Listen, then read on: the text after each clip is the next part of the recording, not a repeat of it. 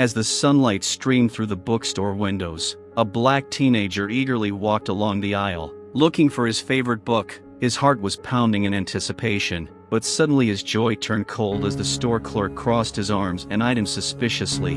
"What are you doing here?" he said with obvious hostility. And at that moment the teenager felt the tension growing behind him. The sound of a loud call for security was heard. There was no doubt in the eyes of the seller, this boy, in his mind, was a criminal. How did he end up in this situation? He just wanted to buy a book, but in that moment his world collapsed. The teenager knew that the situation could end badly, and this made him afraid. Thoughts about how easy it is to become a victim of bias and injustice flashed through his mind. Tell us your name and where you are watching this video from. Your names and cities are very important to us. You help us promote our channel and make it better, and we sincerely appreciate your support. Each of your messages gives us strength and inspiration to continue our work. Stay tuned to see how this story unfolds and what lessons it will teach. The bright morning filled the city streets with golden rays, creating an atmosphere of lightness and joy. A black teenager named Malik, with a slight smile on his face and a book in his hands, walked along the sidewalk full of life. His heart was overflowing with anticipation. Today he was going to buy a long-awaited new book, which he had dreamed of reading since he saw the announcement on the internet. Malik had always loved books. They were his escape from reality, his way of seeing the world from a different perspective. This time, he chose a story about a brave hero who overcomes difficulties and fights for justice. With each step, he became more and more immersed in his thoughts about how wonderful it would be to become as brave as his favorite character. As he approached the bookstore, he felt the breeze playfully ruffling his hair, which gave him confidence. He dreamed of sitting in his favorite chair, enjoying the pages of a new book, losing himself in a world of adventure and inspiration. Malik had no idea that this calm morning was about to turn into the most terrible test of his life. Entering the store, he looked with delight at the shelves filled with books. They beckoned him with their bright covers, as if whispering, calling him to themselves. The teenager already felt himself a part of this place, where the books seemed to be waiting for him with open pages. But suddenly his dreams of new adventures were interrupted. He noticed the salesman standing behind the cash register casting a suspicious glance at him. Something cold and hostile flashed in the man's eyes. Malik felt uneasy, but he quickly drove this thought away. Surely, it's just an accident, he thought, continuing to study the books. But, to his great regret, it was no accident. Malik had no idea that in reality, not only adventures on the pages of books awaited him, but also a terrible encounter with prejudice that would change his life for a long time. Malik walked slowly past the long display case where the books, like bright flowers in a garden, were lined up in perfect order. He stopped at each shelf, absorbing the beauty of the covers and titles. The display case, like a window into another world, beckoned to him, promising new adventures and emotions that he dreamed of so much. Among the many books, he saw his favorite author, whose stories had always inspired him. He remembered how he had once read one of her books and felt courage and a desire to fight for justice. Here she is, he exhaled, pointing to the bright cover with an image of a hero standing against the backdrop of majestic mountains. Every detail, every page promised an exciting journey. Malik's heart was filled with hope and anticipation. He could already imagine how he would comfortably settle into his favorite chair with a book on his lap, immersing himself in a world full of magic and power. He dreamed of this moment when the lines would come alive in his imagination, when he would become part of history. Inspiration shone in his eyes, and he felt the warmth of happiness spreading throughout his body. But suddenly this feeling of joy was interrupted. The teenager noticed how the salesman, still behind the cash register, turned his eyes towards him with displeasure. His expression changed. Now it was full of condemnation and wariness. Malik could not understand what exactly caused such a reaction. He was only there to buy a book. Despite this, he continued to look at the books, dreaming of incredible adventures awaiting him outside the store. He was choosing between several editions that caught his eye when his attention was again drawn to the gaze of the seller, who clearly did not calm down. There was some kind of threat in his eyes, and this caused Malik a slight concern. However, he tried not to pay attention to it. He had already chosen several books, and as he approached the checkout, he felt his hope and joy slowly dissipate. Like morning fog under the sun's rays, the feeling of lightness and delight suddenly changed to something unclear and disturbing. As he approached, he noticed the salesman whispering to another employee. Their eyes met again, and in that moment, Malik felt an icy chill creep up his spine. He didn't realize that this dream display case he had been waiting for so long would soon become the stage for a terrifying ordeal. Malik, full of hope and anticipation, slowly approached the checkout, holding several books in his hands. But with each step he felt the atmosphere around him fill with tension. The salesman, arms crossed over his chest, watched him warily, his face distorted with displeasure. "What do you want?" he growled when the teenager was a few feet away. There was mockery and hostility in the man's voice, as if he considered Malik just another potential criminal who was not trusted even in a bookstore. Malik froze, his heart beating faster. He had always known the world was unfair at times, but he hadn't expected to encounter such a blatant display of bias in a place where people were supposed to feel safe. "I just want to buy these books," he replied, trying to remain calm despite the growing tension. "Keep your hands off the merchandise, kid," the salesman snapped, his voice even rougher. He took a step forward, and there was something menacing in his gaze that made Malik feel vulnerable. The teenager suddenly felt racism filling the air. Every look the salesman gave him was bias, and his words were insulting. Thoughts flashed through Malik's mind about how often black teenagers were victims of this kind of treatment, how their existence was questioned simply because of the color of their skin.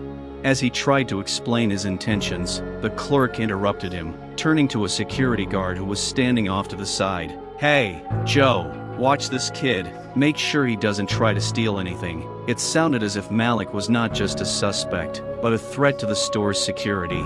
The guard, tall and muscular, approached them with a disgruntled expression. "What do you want?" he asked, his voice full of hostility. The salesman smirked and pointed at Malik, as if pointing to a dirty spot that needed to be removed. "This guy just wants to steal something. Let's check him out," he said mockingly.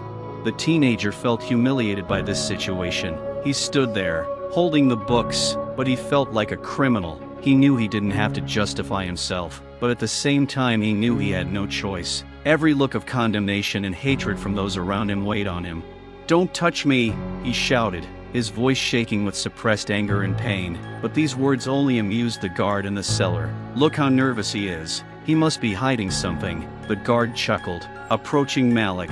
At that moment, Malik realized that his dreams of a quiet day in books were being shattered by the harsh reality. He was trapped, and his only crime was his skin. Malik stood there, trying to take in what was going on around him. The salesman and the guard were exchanging looks of anger and contempt. Malik noticed the salesman leaning toward his colleague, whispering something with a smirk on his face. "Look at him like he's not going to steal anything, but just picking out a book from the library," he said, pointing at Malik as if he were a curiosity that needed to be discussed. Malik's heart sank. He felt rage building in his chest, but also a deep disappointment. He couldn't understand how his intention to simply pick out a book could cause such hatred. His hands shook as he looked at the guard, who seemed to be getting closer to him with each passing moment. Malik tried to focus on the bookshelf, his mind filling with thoughts of how quickly everything had changed. Just a few minutes ago he had been full of hope, and now he was surrounded by suspicious glances, as if he were a crime catcher and not just a teenager with a dream of reading. The salesman continued to whisper to his colleague, their glances alternating between contempt and derision. "Yeah, he's definitely up to something," the salesman said, rolling his eyes. "Look how nervous he is. Looks like we've got another bad guy here." These words hurt Malik more than he expected. He felt as if his soul was on display for all to see, and anyone could throw stones at it. He tried to ignore them and reached for the shelf, but his hands shook with anger and resentment. The customers watching him began to whisper, and he heard the words filled with contempt again. "What is he doing here? And look at him!" Every breath became heavy as he once again met the gazes of the other people in the store. Many of them looked at him with disapproval, as if his existence in this place was out of place. At that moment, he felt shame and anger mixing, creating a storm in his soul.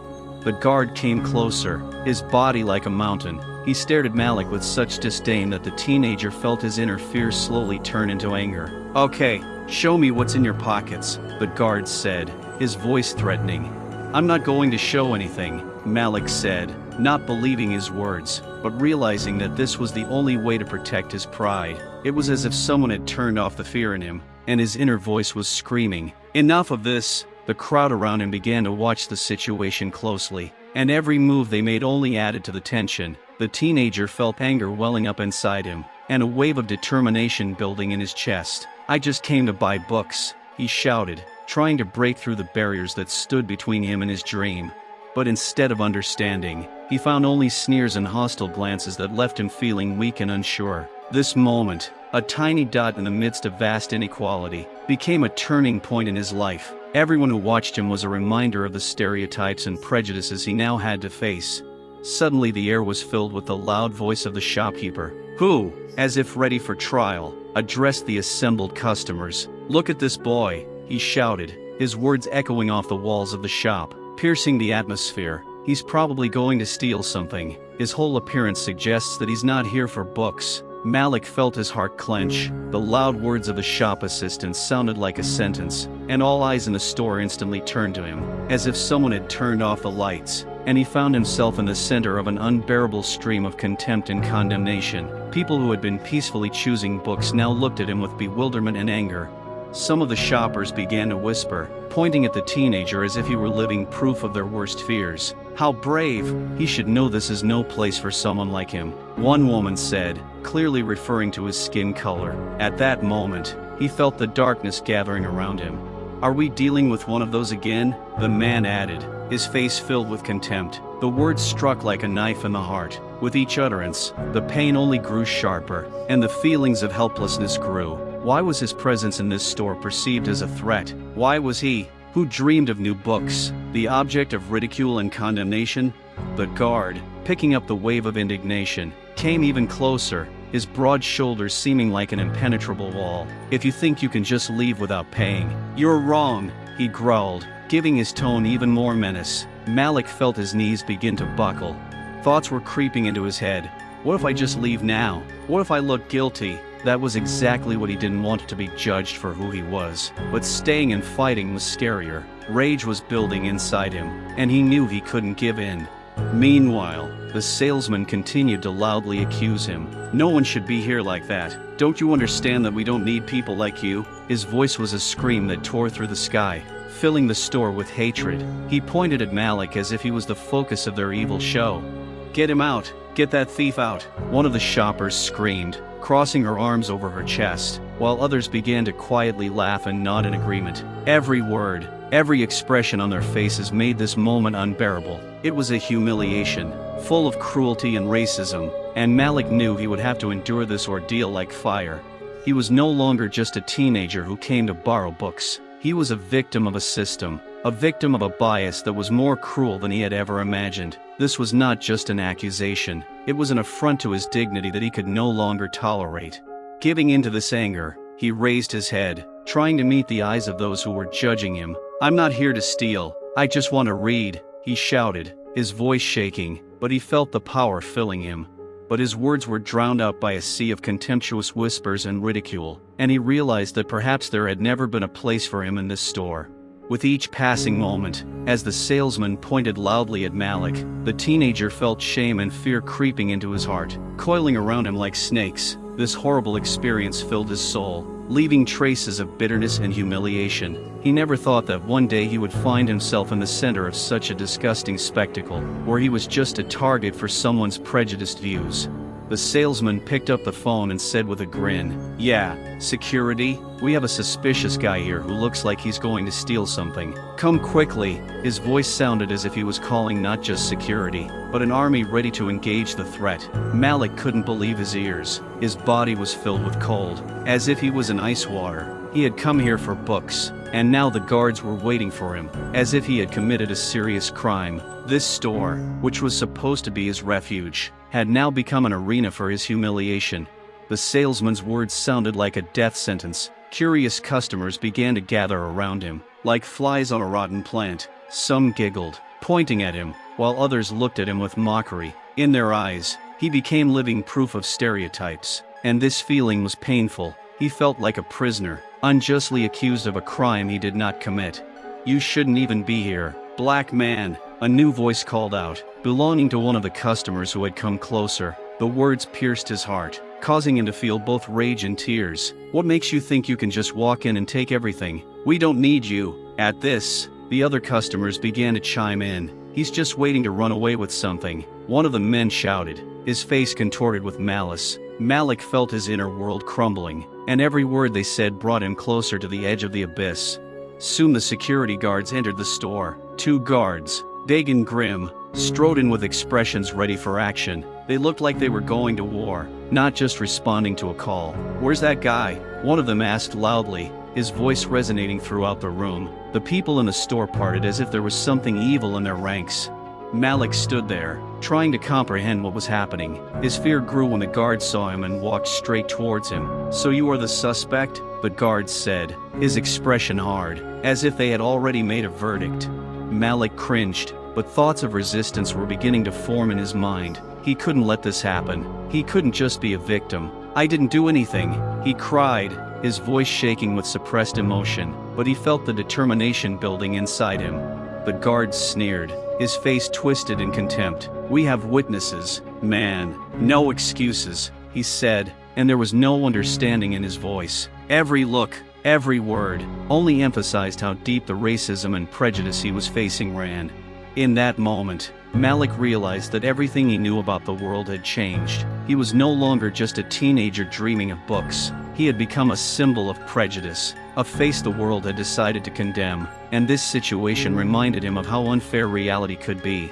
The guard, with a grim expression on his face, entered the store, his steps sounding like hammer blows on metal. Each step he took added tension to the atmosphere, as if he was the main character in this terrible spectacle. Teenager Malik felt panic growing inside him, and the people around him looked at him with curiosity, ready to evaluate his every move. The guard glanced sideways at the shopkeeper, who was now pointing insistently at Malik, as if he were a dangerous criminal. "This guy," he said dismissively, "thinks he can just walk in and take whatever he wants. We need to check him out." He sounded as if he were talking not about a person, but about some kind of animal that needed to be caught.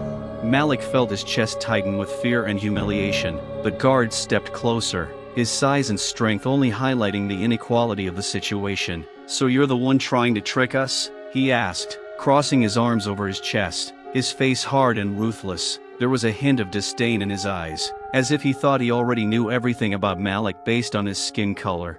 The teenager opened his mouth to answer, but the guard interrupted him, loudly continuing, "I'm not going to listen to your pathetic excuses. We saw you rushing around the store, as if you were looking for something to steal." It was like lightning in his mind. The slightest movement, the slightest word could cause a storm of hatred.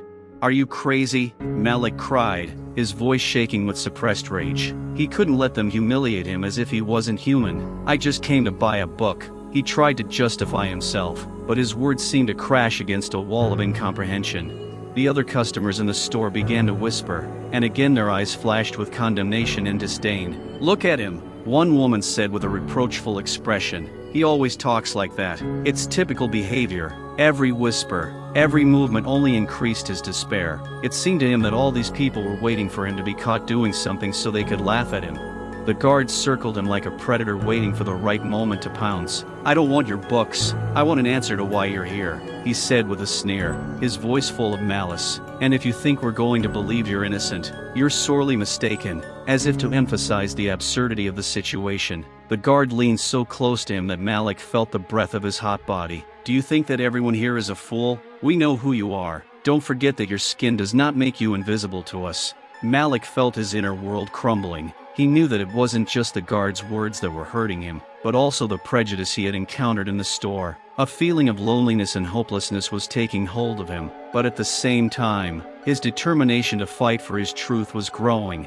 His heart was pounding like a storm. He didn't want to be a target anymore, shot at without thinking. He knew that if he didn't tell the truth now, it would be the beginning of the end. "I'm not a criminal. I'm just a man who wants to read," he shouted, his voice breaking the silence, a challenge to everything around him.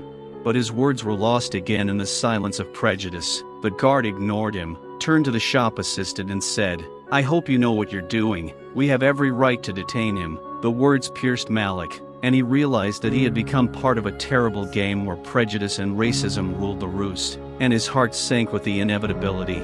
The guard, standing in front of Malik with a scowl on his face, began asking him questions that seemed like insults on top of the already humiliating humiliation. "So what are you going to do if I decide to detain you?" he said, crossing his arms over his chest. He sounded like he was enjoying tormenting the teenager.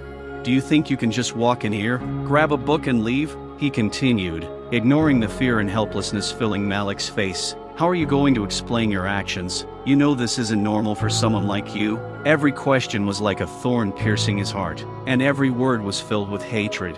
Malik tried to find the words to explain that he wasn't there to steal, but they weren't enough to stop the accusations. "I came for the book. I didn't mean to steal anything," he exclaimed, but his voice sounded unsure, as if he didn't believe his own words.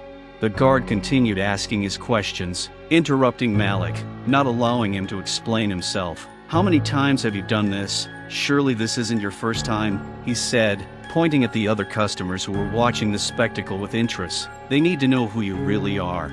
The laughter and whispers of the customers sounded like an echo of mockery. Malik felt his cheeks burn with shame. Each new question became more cruel and derogatory. "How many of these friends do you have who also steal from here? Don't they know we have cameras?" Those words were the last straw. It was like a bolt of lightning had struck his consciousness, and he realized that this was not just an accident. This was systemic bias, cruelty stemming from stereotypes that were deeply ingrained in the minds of those around him. He had become the symbol of every accusation and stereotype that had ever existed.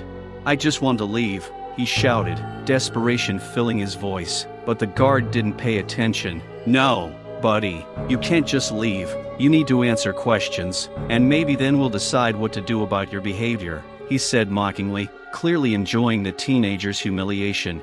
At that moment, the people around him started laughing, and it sounded like the cries of predators who had surrounded their prey. All these condemning glances and malicious comments weighed on Malik like a heavy stone on his chest. He felt isolated, as if the whole world had turned its back on him, and there was nothing left in him except hopelessness. The guard leaned towards him again, his face so close that Malik could smell his pungent odor. "Tell me, how old are you? How many times have you been in situations like this?" he said with a smirk. Every word the man said was filled with malice, and it only added to the feeling of oppression.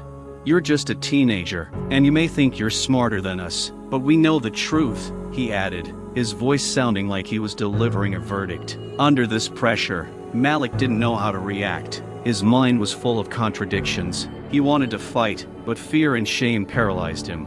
Each new accusation from the guard was a blow that deepened his wounds. It was more than just humiliation. It was a public affront to his dignity, and he knew that in this fight he would have to fight not only the guard, but an entire society ready to condemn him simply for who he was. With each passing moment, as the guard continued to ask his rude and derogatory questions, more and more people gathered around. Shoppers who had previously been quietly wandering between the shelves of books now stopped to witness this humiliation. Their gazes slid over Malik's face as if he were an animal on display in a zoo. The neighborhood bias became more and more obvious.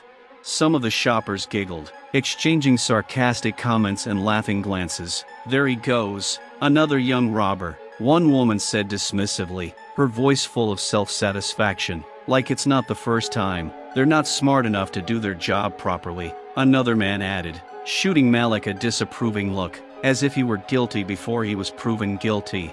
The teenager felt his heart squeeze. Every look, every taunt was like daggers that pierced him, causing a new wave of shame and humiliation. He had never felt so isolated and defenseless. All these people who were just strangers before were now part of this evil theater, where he was the main victim.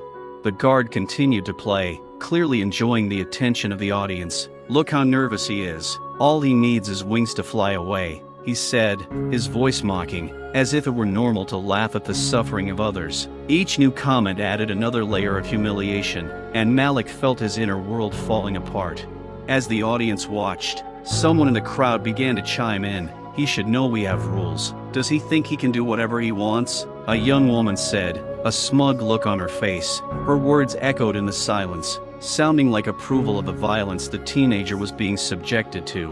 Malik desperately tried to find support among the audience, but their faces were filled with cold indifference. He searched for a look that would tell him that he was not alone, that someone understood what was happening, but instead, he was met with empty, emotionless eyes, full of condemnation. He felt his own humanity disappear under those heavy gazes.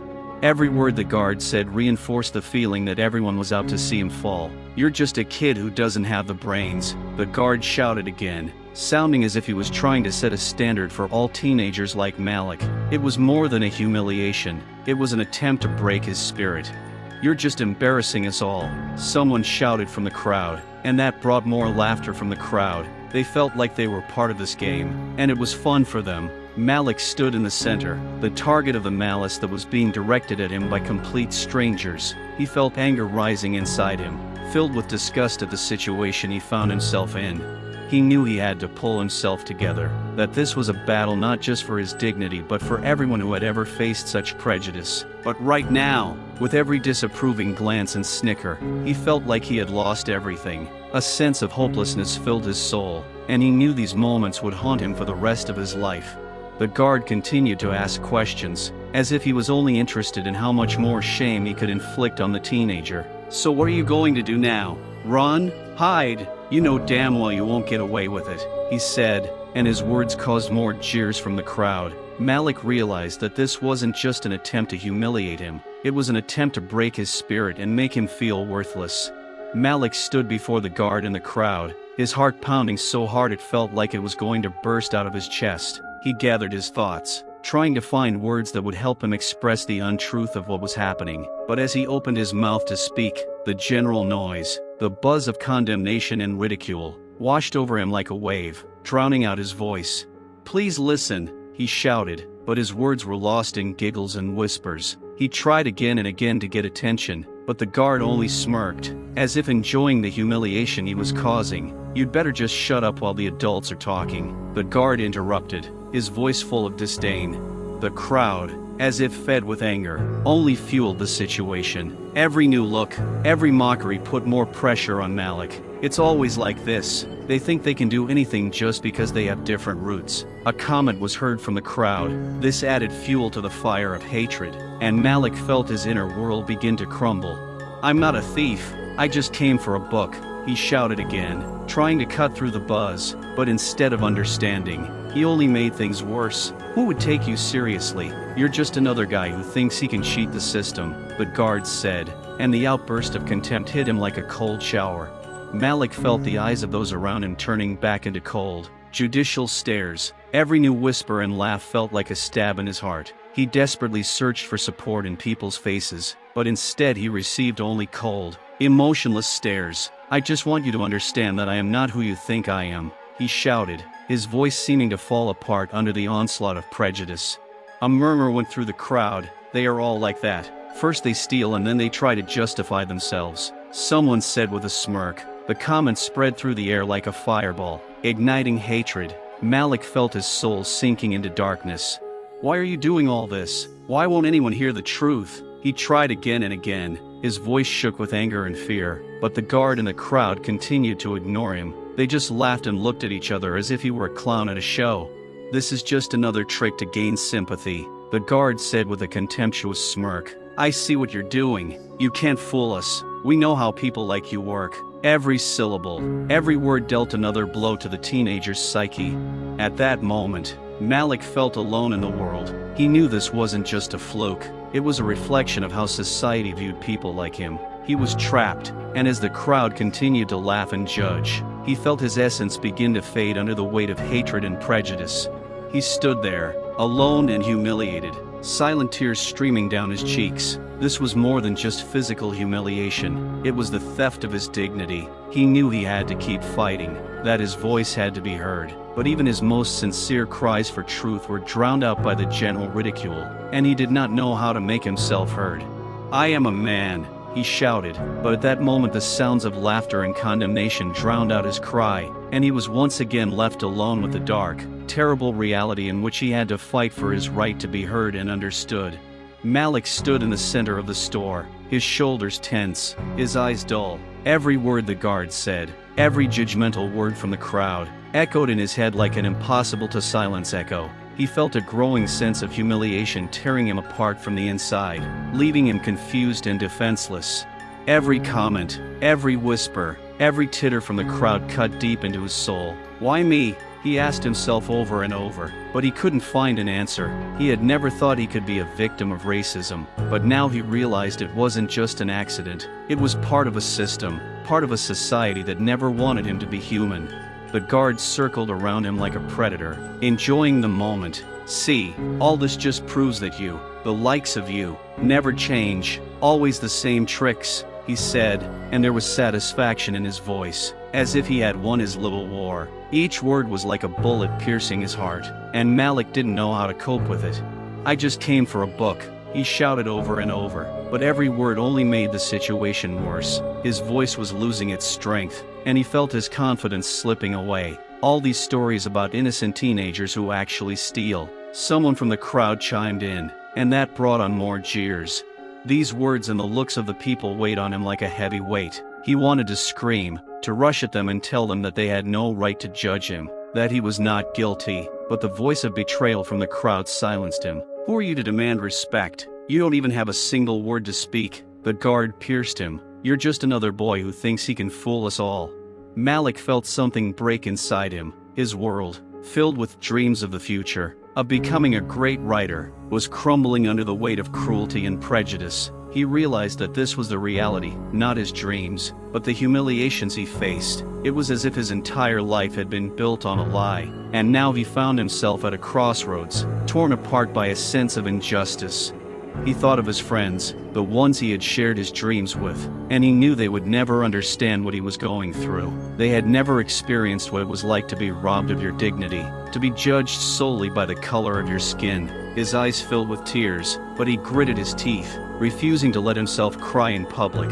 "I'm not a thief. I'm not who you think I am," he shouted, his voice filled with desperation. But everyone in the room just laughed, and the guard continued to add fuel to the fire. "Look, he can't even hold back his tears. I'm sure he has a whole team of people just like him," he shouted, his eyes sparkling with malice. The crowd picked up on the sentiment, and their laughter sounded like an anthem of hatred. The emotional humiliation became unbearable. Malik felt the shame returning, suffocating him like an oppressive cloud. He couldn't believe that this was happening to him, that he was being mocked, that someone had the right to determine his worth based solely on their own preconceived notions. He didn't want to believe that such a thing was possible in the 21st century. Why did I become a victim of racism? The question crept into his thoughts over and over again. He felt the anger rising inside him, but he didn't know how to express it. This anger was like a storm raging inside, ready to break, but he couldn't allow himself to break. He didn't want to be seen as weak. He knew that if he let this humiliation get the better of him, it would be the beginning of his end. He folded his arms across his chest and closed his eyes for a moment, trying to gather all his strength. He understood that no one, not even those angry eyes of the crowd, had the right to decide his fate. He was neither a criminal nor guilty. He was just a teenager who dreamed of a book, and although it seemed impossible at the moment, he was still going to fight for his truth, for the right to be heard. Gathering his courage, he opened his eyes, meeting the gaze of those watching. "You can't just judge me by the color of my skin. You don't know what I am," he shouted, determination in his voice. This was a turning point for him. He wasn't going to give up, even if his words were lost in the noise. He knew he had to keep fighting. He had to show them that all people were equal, and that everyone had a right to their own truth. This moment became not just a test for him, but the beginning of his fight, a fight for justice, for equality, and for his voice to be heard, despite all the obstacles and hatred. There was tension in the air, like the harbinger of a storm. The guard, enjoying his triumph, turned to the shopkeeper with a smirk, as if they were participants in some disgusting spectacle. Their discussion, full of prejudice and hatred, sounded loud, so that both Malik and the surrounding customers could hear it. "Look, I'm not surprised. These guys do it all the time. They're just drawn to crime like moths to a flame," the guard said, his voice thick with self-satisfaction. He seemed unaware of how cruel his words were. To him, this was just a regular job. But to Malik, it was more than that. It was an insult that struck at his dignity. "You're right, it's in their blood. Stealing and being criminals," the salesman replied, rolling his eyes, his face twisted in disdain as he continued. "I've seen it so many times. They come into stores, just waiting for the right moment to steal something, and when they get caught, they pretend to be victims of the system." He spoke with indifference, as if he were talking about a product and not a living person. Each word cut Malik like a sharp knife. He felt his anger build, becoming more than just a personal insult. It was an insult to everyone who had ever experienced such bias. he realized that their conversation wasn't just about him, but about the thousands of black people they had demeaned and despised based on nothing more than stereotypes. "You know, in our business we have to be especially careful with people like him," the guard continued, gesturing at Malik as if he were an object rather than a person. "You never know when they're going to decide to do something. Better safe than sorry." He spoke with such conviction that Malik felt his inner world begin to crack. He couldn't believe this was happening in a store that was supposed to be a place for reading and learning. It wasn't just bias, it was the violence of words that tore at the soul, imposing labels and stereotypes. He knew they didn't understand how much their words hurt, how much they degraded those trying to find their place in this world. But you know, they always have a version of themselves when they get caught. They start talking about racism, about being persecuted, but in reality, it's just an attempt to hide their true intentions. The salesman continued, his tone full of arrogance. Every glance, every smirk only added fuel to the fire. Malik felt his hatred for them growing, how he could no longer remain in the shadow of their words.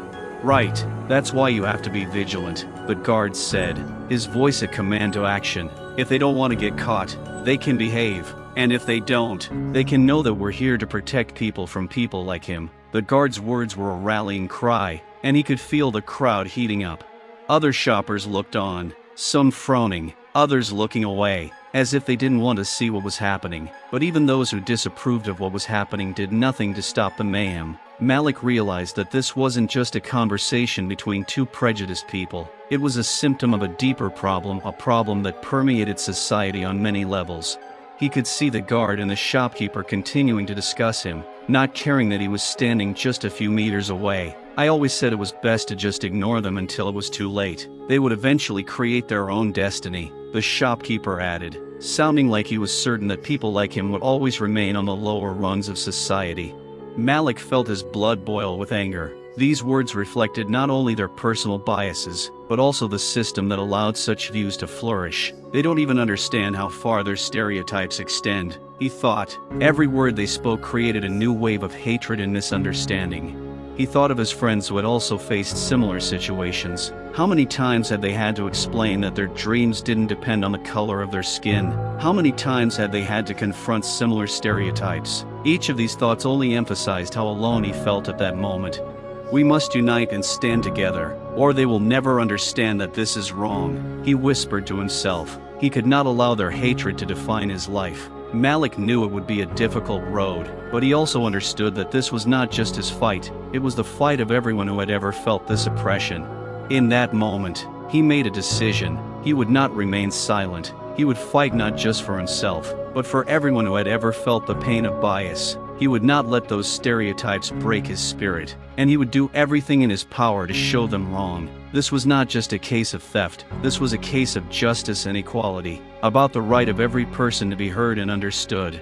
He gathered his courage and looked at the guard and the shop assistant, and despite the fear and hatred, pride and determination flared up in his heart. He was ready to stand up to them and show them that he was not just a boy they could humiliate. He was a man, and his voice would be heard.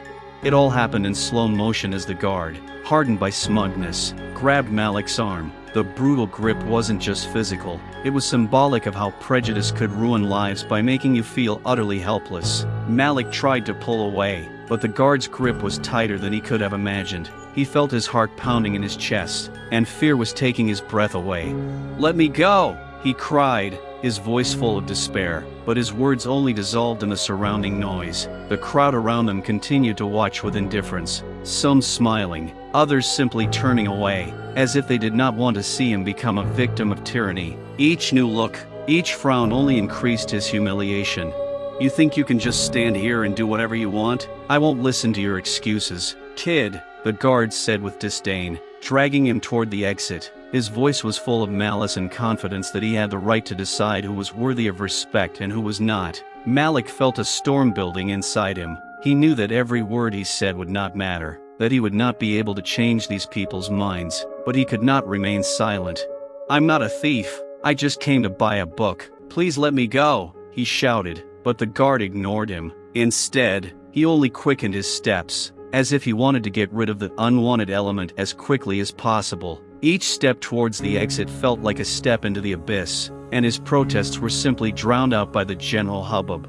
At this point, fear gripped him so strongly that it felt like it was tearing him apart from the inside. Malik looked around, hoping to catch the eyes of people who could support him, but instead, he only saw faces full of bewilderment, condemnation, and even admiration for this scenario. They were watching as if he was at a show where he was nothing more than an actor, lost in his role as a victim. "That's exactly what I was talking about," the guard muttered to his colleague at the register. "He doesn't understand the rules, and now he's the poor guy, complaining about his fate." There was a smug arrogance in his voice, as if he were summing up his own evil performance.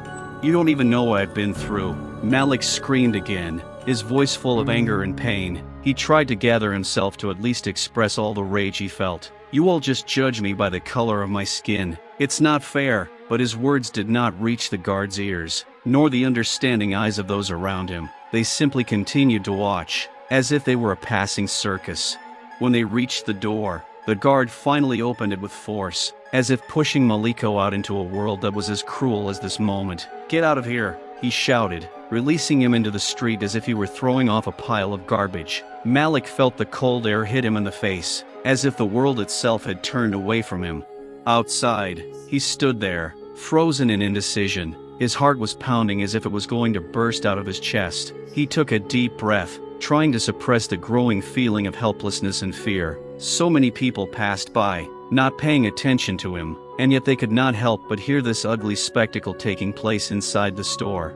His legs were shaking and tears were in his eyes, but he didn't want to show weakness. He knew this moment would be more than just a trauma. It would be a lesson he would remember for the rest of his life. He didn't want to be the one to let humiliation break him. Every breath was a struggle, and all he wanted was to get out of there and forget.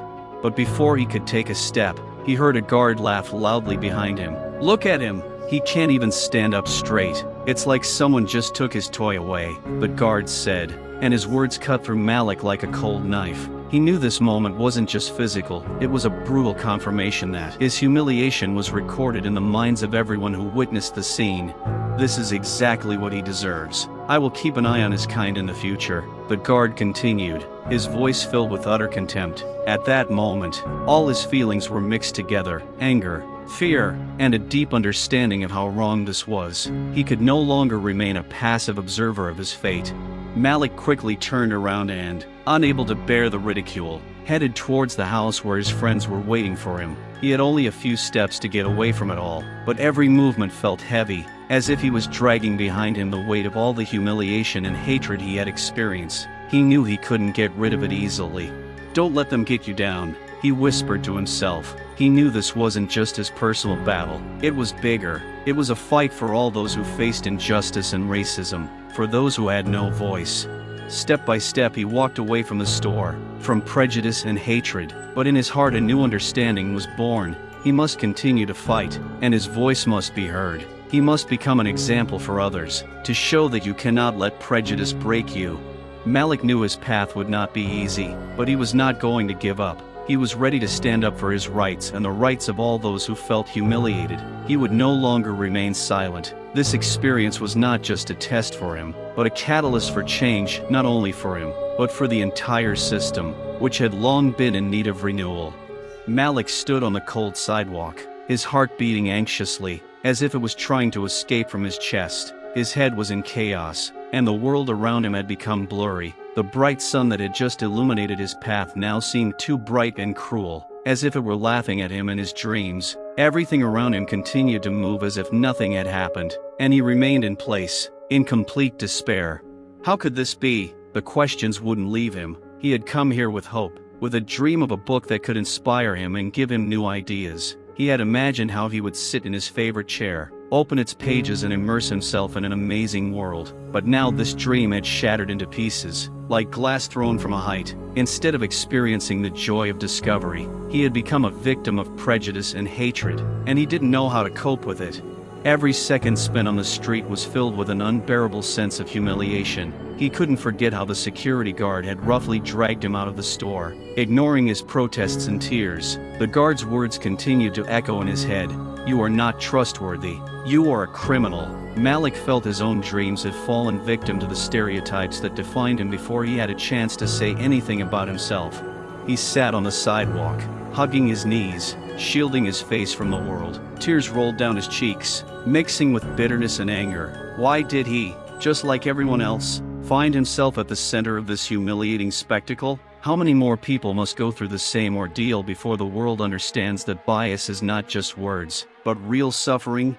This isn't fair, he whispered to himself, but the words were useless. He tried to convince himself that this was all just a temporary misunderstanding, that one day his voice would be heard. But how could he believe that when he was being humiliated in front of others for who he was? Every person who passed by seemed indifferent to his suffering. Some looked at him with disapproval, others whispered to their friends, but no one came to ask what was wrong or offer support. This feeling of isolation oppressed him, as if he were in a desert surrounded by walls of glass.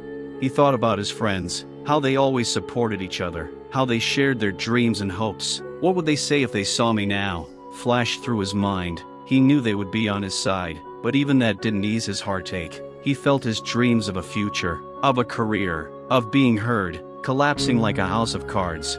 How could he explain to his family and friends what had happened? How could he make them understand that he was not a thief, but just a teenager who wanted to read? Every time he tried to imagine this scene, his heart sank with despair.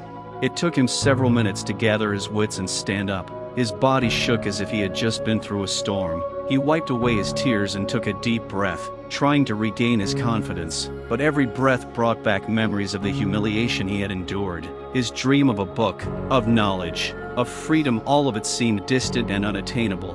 But deep down, there was still a spark of hope. He knew he couldn't let these preconceived notions get him down. He had to learn something new, do something to make a difference. Maybe his experience would be an important lesson for others. Malik decided that he couldn't leave things as they were. He couldn't let this moment define his future. Remembering his dreams, he firmly promised himself that he would not stop, would not give in to the fight for his rights and the rights of others. This was not just a test, it was his calling. He raised his head and looked toward the store that had become the symbol of his humiliation. "I'll be back," he whispered, determination in his voice. He knew he would have to gather his strength and find a way to tell his story to the world. He couldn't let his dreams disappear because of someone's bias. He had a long way to go, but he was ready to take it one step at a time. Malik stood on the sidewalk, surrounded by the noise of the city, which continued to live its life, paying no attention to him. He felt lost in this endless sea of faces, each of which seemed incomprehensible and indifferent to him. The people passing by seemed completely occupied with their own affairs. Their thoughts were far from his suffering, but he knew that he could not leave everything as it was. He needed support, and despite his fear, he decided to turn to the passers-by. Gathering all his courage, he stepped toward the nearest group of people, young men laughing and discussing something on the street. "Excuse me, guys, I need help," he shouted, his voice shaking with desperation. But instead of the expected response, he saw their faces suddenly change. The laughter died down, and they began to whisper, exchanging puzzled glances. No one came forward. No one showed any interest. It was like a punch in the chest.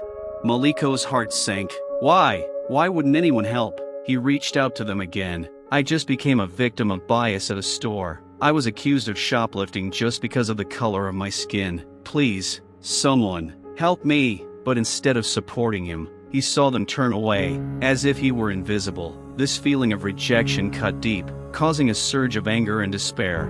He wasn't going to give up. Maybe he should ask other passers-by. He stepped toward an elderly woman who was slowly walking toward the bus stop and tried to explain again. "Excuse me, but I really need help. I've been wrongly accused and I have nowhere to turn," he said, hoping to see at least a sliver of sympathy in her eyes.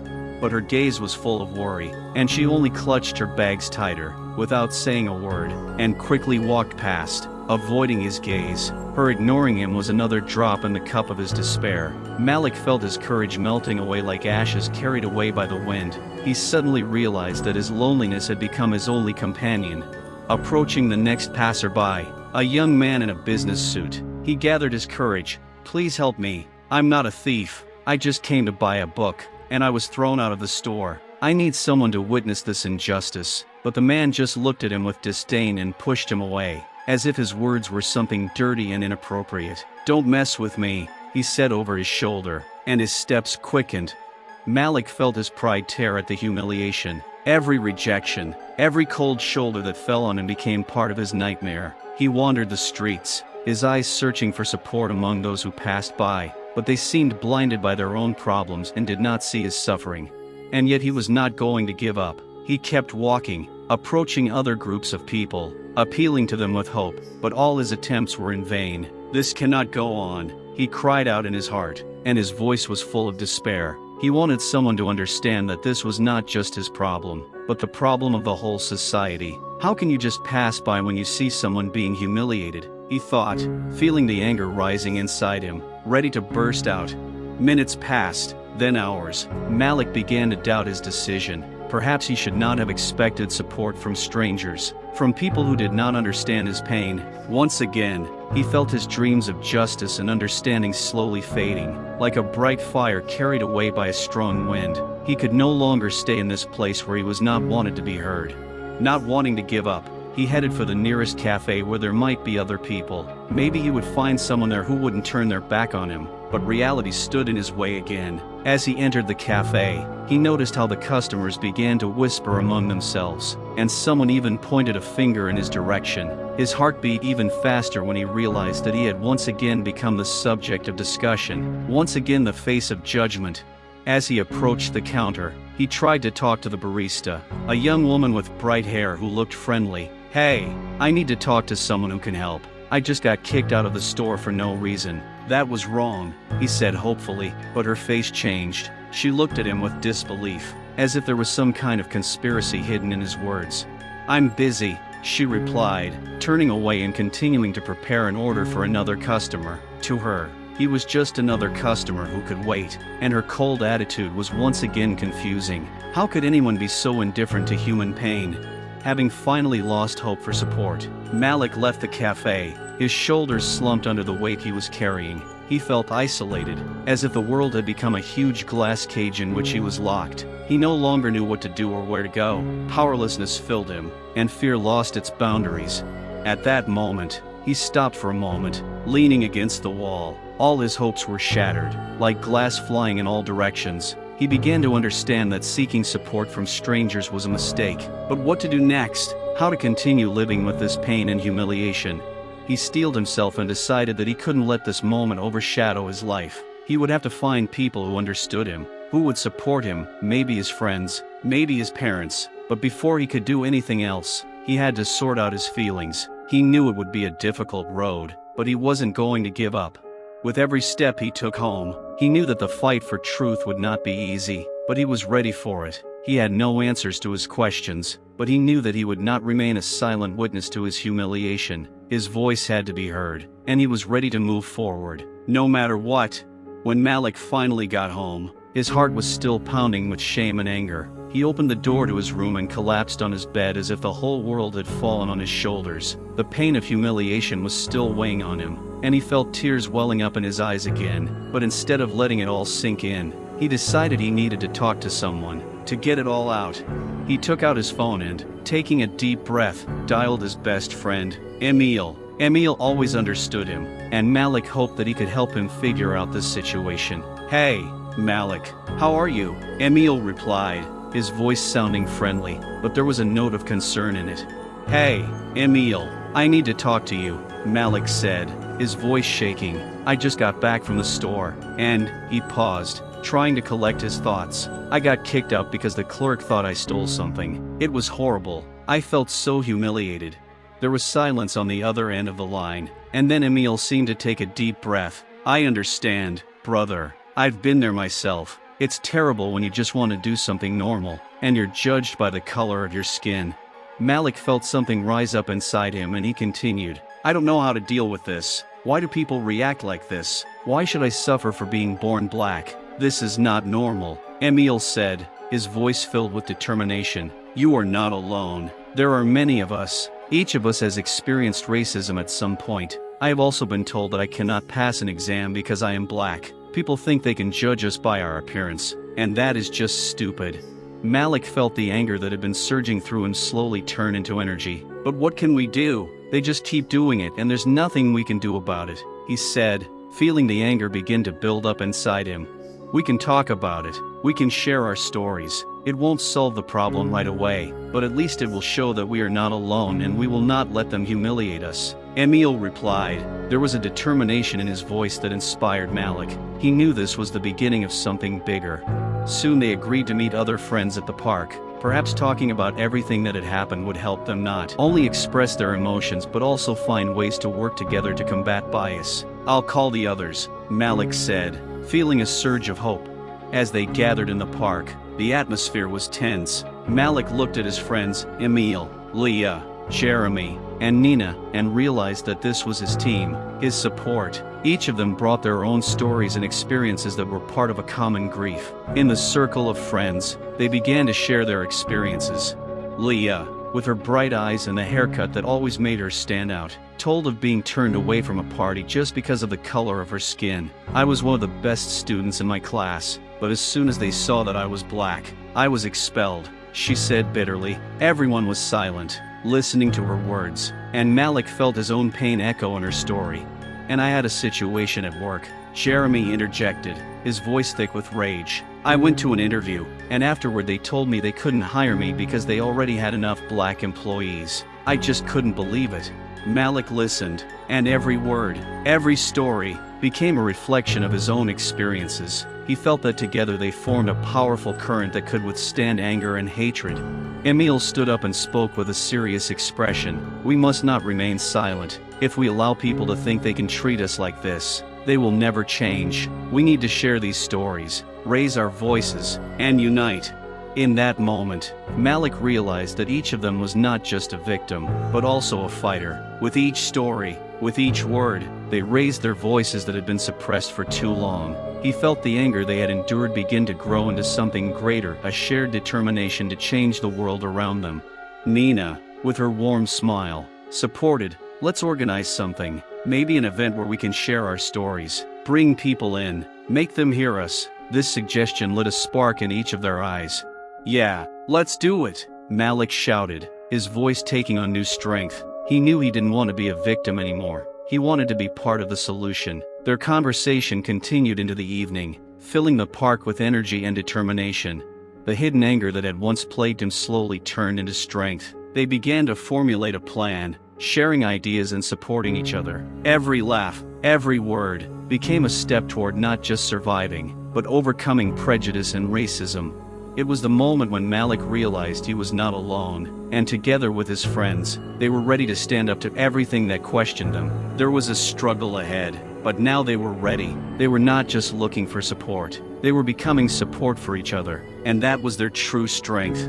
As the evening sun sank slowly below the horizon, painting the sky in soft pink and orange hues, Malik and his friends sat in the park, determined to make a difference. Each of them, energized, knew they had to take action now. We can't just talk about problems, Emil said. We need to come together and do something real, not just for us, but for others who are facing similar situations.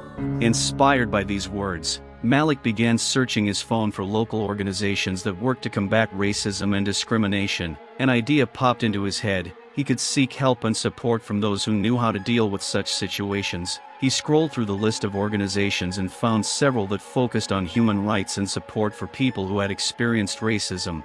Look, there's an organization called Equal Opportunities. They help victims of racism and discrimination and work with local communities, he said, showing the phone to his friends. A glimmer of hope lit up their eyes. This is exactly what we need, exclaimed Leah. We can turn to them for advice and support. If they can help others, maybe they can help us too. As they discussed the details, they decided that they would contact Equal Opportunity the following day. But before they did, they had to prepare for the conversation by gathering their stories and evidence to back up their words. This wasn't just their fight, they were trying to build a movement that could bring about change. The next day, full of determination, they met in the library, where they each began writing their stories. Malik felt his voice grow stronger as he wrote about his experiences in the store. He described how he had been humiliated, how the clerk suspected him of shoplifting simply because of the color of his skin, and how the security guard had shown no interest in his words.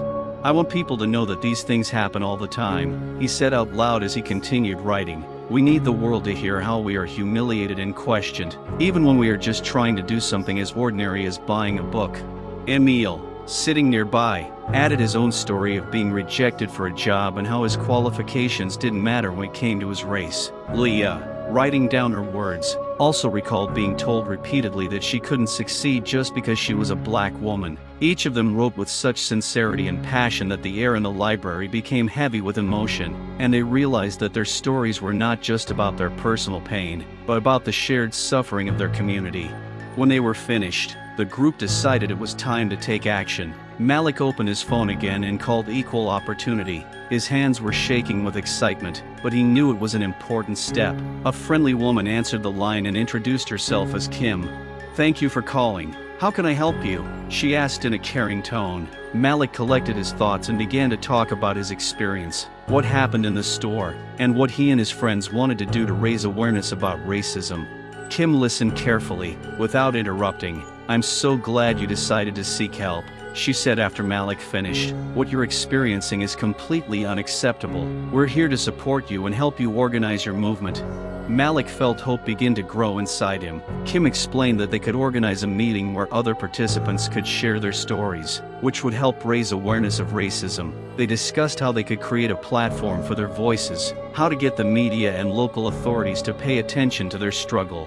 "Remember, we have power when we come together," Kim said. "You are not alone, and your story matters. Your determination can inspire others, and together we can make a difference." After the talk, Malik felt a surge of energy and confidence. He gathered his friends and shared new ideas and plans with them. Their eyes shone with enthusiasm as they discussed how to prepare the event and attract people to them. They knew it was just the beginning, but a sense of unity and strength was growing in their hearts. Over the next few weeks, they worked tirelessly. They organized a protest in the park, designed posters, and invited others to share their stories. Every day, more and more people became part of their movement. They began sharing their experiences on social media, drawing attention to their fight. Malik and his friends understood that fighting for justice takes time and effort, but they were ready for it. When the day of the protest finally arrived, the park was filled with people black, white, Latino, Asian, of all ages and races. They had come to support Malik and his friends, to unite against racism and discrimination. Hundreds of people gathered, and the air was filled with a sense of unity and hope. Malik walked up to the makeshift stage, his heart pounding, but he knew this was his moment. He looked at his friends standing next to him and, gathering all his courage, began to speak. "We are here today not just to speak about our suffering, but to show that we will not be silent. We will fight for justice, for the right to be heard, and for no one to suffer because of their race." His voice was full of confidence and every word resonated in the hearts of the people around him. He continued to share his story, telling about what happened in the store, how it affected him and how he and his friends decided to come forward. The crowd listened, and Malik noticed their nods, their eyes full of understanding and support. In that moment, he realized that they had created something more than just a group. Speaking out against racism, they had created a movement that could change society. With each speech by other participants, with each story of humiliation and pain experience, those present became more engaged. Their voices rose together, creating a powerful chorus against racism. This was not just a protest, but a real fight for justice, and Malik knew they were just getting started. He felt there was hope in this movement, and he was ready to go all the way to make the world a better place.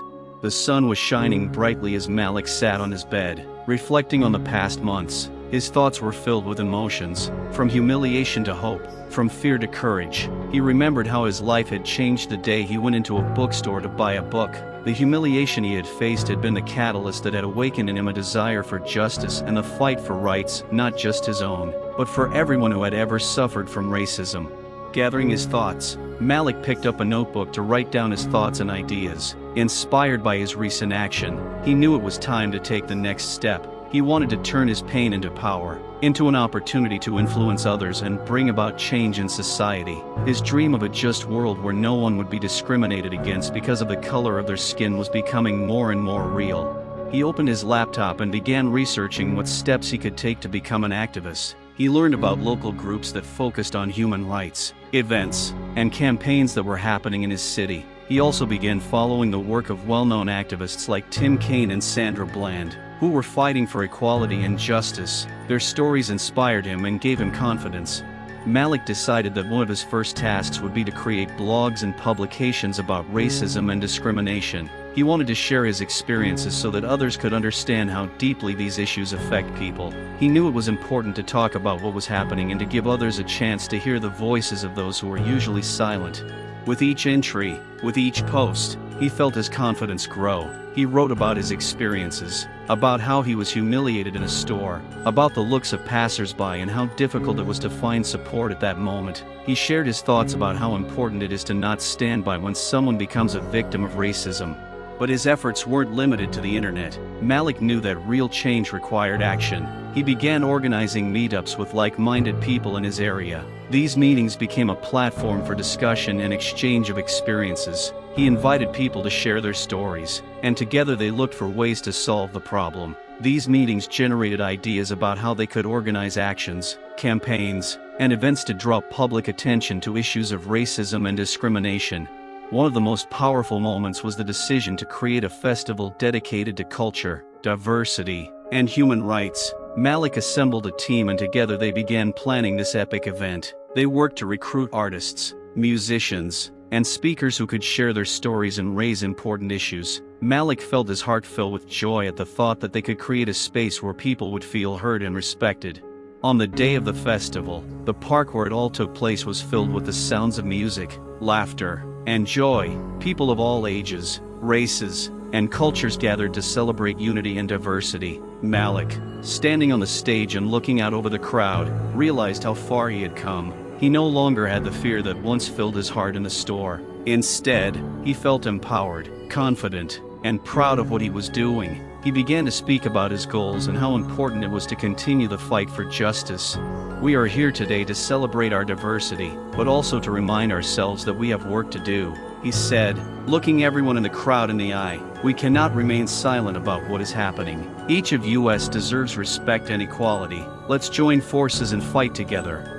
His words were met with thunderous applause and cries of encouragement. It wasn't just a speech, it was a cry from the heart that resonated in the hearts of everyone who came. He knew that every word mattered, and that together they could create a movement that would bring about change.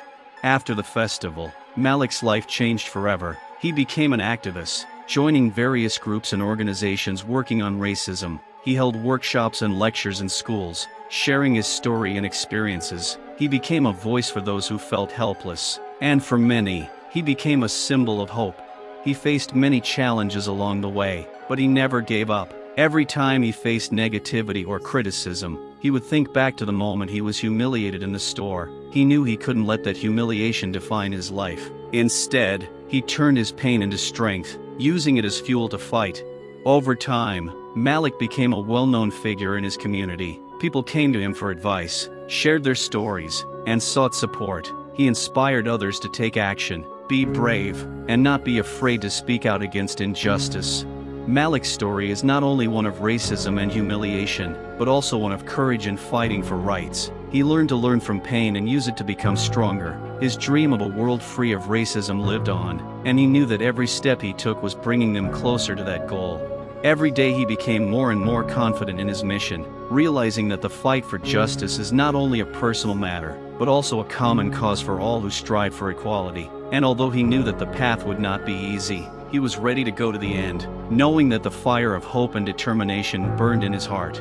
A few months had passed since Malik organized his first festival, and his life continued to change. Every morning he woke up with determination. He understood that the fight for justice was not only his personal calling, but also his responsibility to everyone who had ever felt oppressed. He became part of a local movement that did not just condemn racism, but actively fought it on all fronts. Malik often spent time at the local library, where he studied the history of racism, activism, and human rights. He immersed himself in books about great leaders like Martin Luther King Jr., Rosa Parks, and Nelson Mandela. Their struggles inspired him, and he dreamed of how he could continue their legacy. He began to formulate a plan to create a support group for teenagers who had also faced prejudice and discrimination. He knew that his story could be an inspiration to others. Every week, he gathered a group of like-minded people. Together, they held discussions, shared their experiences, and developed strategies to combat racism in their area. One meeting, they decided to organize a protest to draw attention to the problem of racism in educational institutions. They knew that young people were the future, and it was with them that the change in the mindset of society began. Malik also became active in local media, sharing his story, discussing issues of racism and discrimination, trying to bring the importance of these issues to a wider audience. His interviews resonated and drew attention not only to him as a person, but also to the fight for equality in his community. He was not afraid to speak openly about his experiences, how fear and shame tried to break him, but he found the strength and courage to continue. Over time, his efforts began to bear fruit. Local schools began to implement programs on human rights and racial equality. He saw students discussing important issues that had previously been considered taboo. He saw attitudes toward racism change. It was now openly discussed, rather than hushed up. However, it was not all plain sailing. With every success, Malik faced new challenges. Some people around him did not approve of his activism and tried to intimidate him into silence. They left threatening messages and insults on social media. One day, when he was returning home from one of his meetings, he noticed a group of teenagers who began to loudly discuss him. Their laughter and ridicule made his heart beat faster, but he was not going to give up.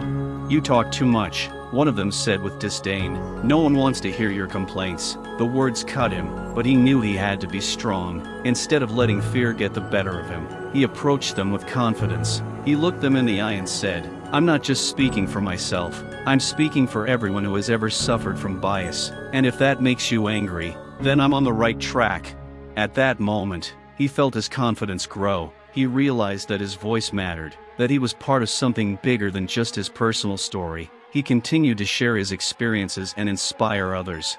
Meanwhile, Malik also decided to launch an online campaign to expand his audience. He created videos sharing his experiences and telling stories of others who had experienced racism. He covered topics such as the impact of stereotypes on young people, the importance of support and solidarity. His videos began to gain popularity, with supportive comments from people not only in his city but also outside of it appearing on social media.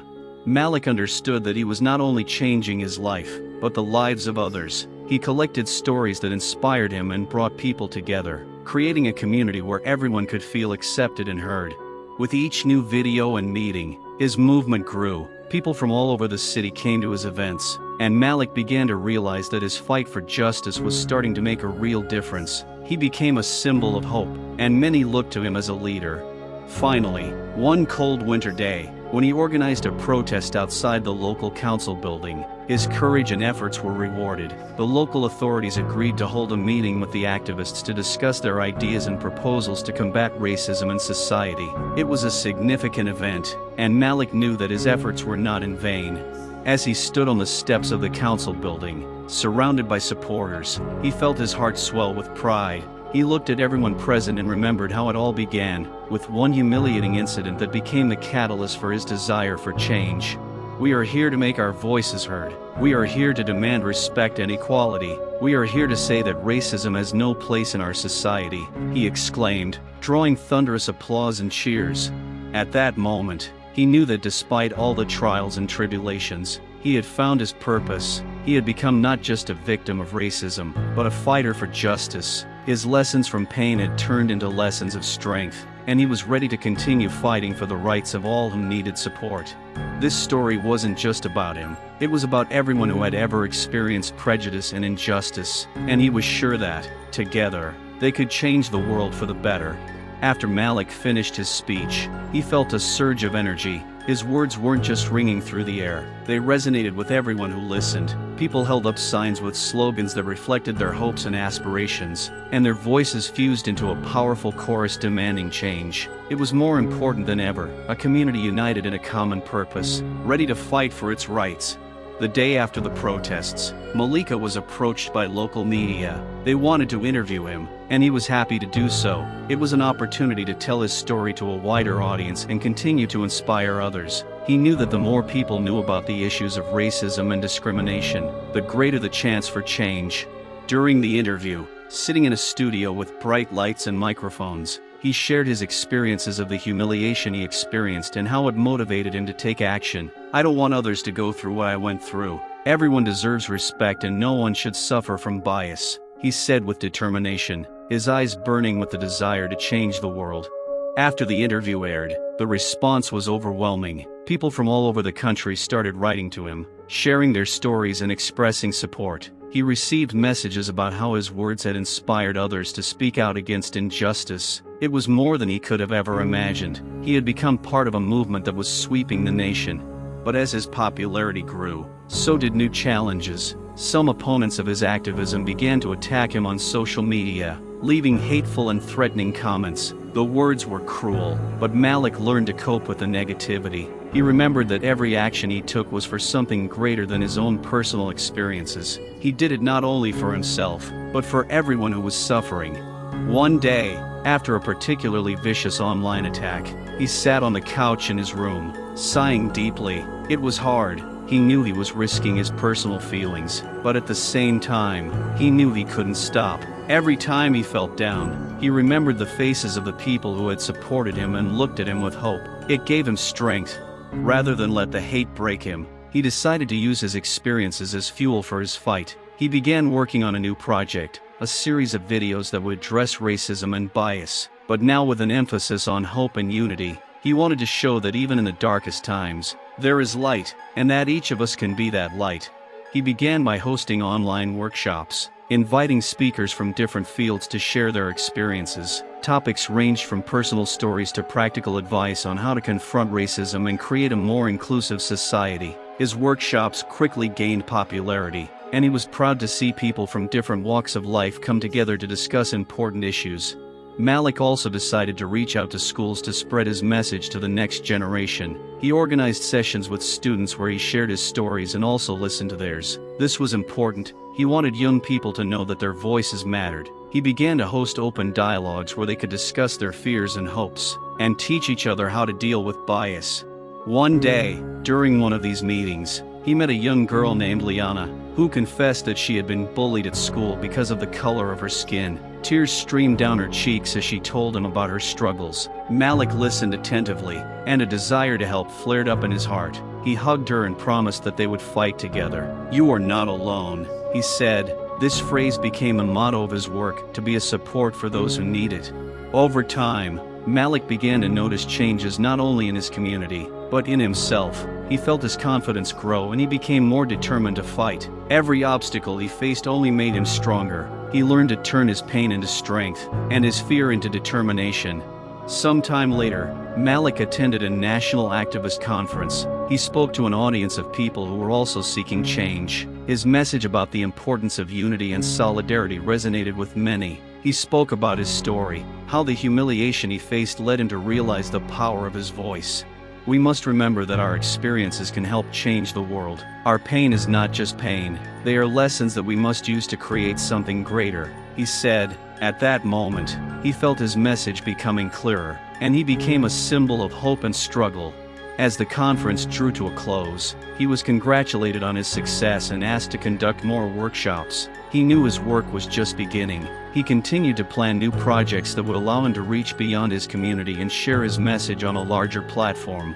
Malik knew his efforts were just the beginning of a long journey. He couldn't change the world overnight, but he knew he could influence the people around him. He was going to continue his fight, supporting those who needed help and inspiring others to take action. This chapter of his life was full of challenges, but it was also full of hope and opportunity. And although he faced hatred and prejudice, he knew that there were many people who believed in justice and equality. He was ready to be a voice for those who could not speak, and a light for those who had lost hope. With each new step he took, he realized that he was not just an activist, he was becoming part of a movement that could change the world. This realization gave him strength, and he prepared for the next steps in his life, full of determination and hope. Malik's story is more than just a tale of fighting racism. It's a testament to fortitude and unquenchable hope. He began as a young man facing prejudice and grew into an activist who became a voice for change. Every step, every speech, and every interaction with people reinforced his belief that justice is possible and equality is a goal worth fighting for. He knew his journey would be long and challenging, but he was not going to give up. Through his experiences, he inspired others to stand up against injustice, helping them find their strength in unity and solidarity. Malik became not only a symbol of hope for his community, but also an example for many others who were fighting against bias.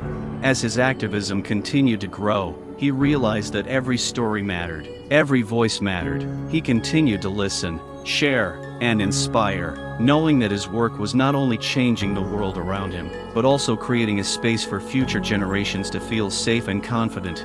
In this way, Malik became part of a larger movement, one that spanned not just his city, but the country, and perhaps the world. His story is a reminder that even in the darkest times, there is room for light, and that each of us can be the light that leads to change. With this hope and determination, Malik walked forward, ready to continue his fight, knowing that together they could build a world where no one would suffer from prejudice and discrimination. This was his mission, his calling, and he was ready to follow it, despite all the obstacles that might arise along the way.